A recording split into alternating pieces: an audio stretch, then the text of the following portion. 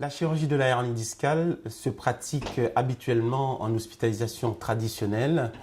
Depuis plusieurs années en France, cette pratique est réalisée en chirurgie ambulatoire.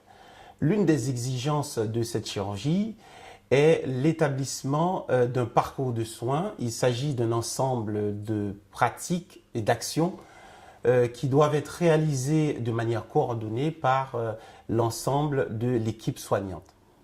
Ce mode d'hospitalisation est sûr et demande une parfaite adhésion du patient à l'équipe soignante.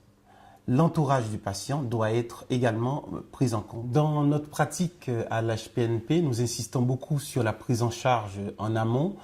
Le patient, après avoir été vu par le chirurgien qui pose l'indication chirurgicale, est programmé pour une consultation avec l'anesthésiste et le kinésithérapeute.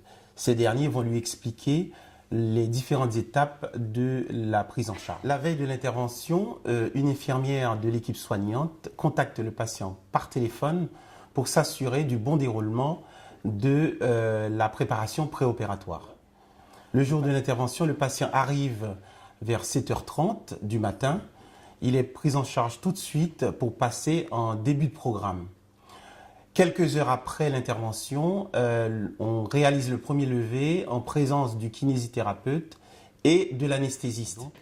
Le deuxième lever s'effectue vers 16h30 par le kinésithérapeute qui va réexpliquer au patient les différents gestes et en présence bien sûr de l'équipe chirurgicale, l'anesthésiste et le chirurgien.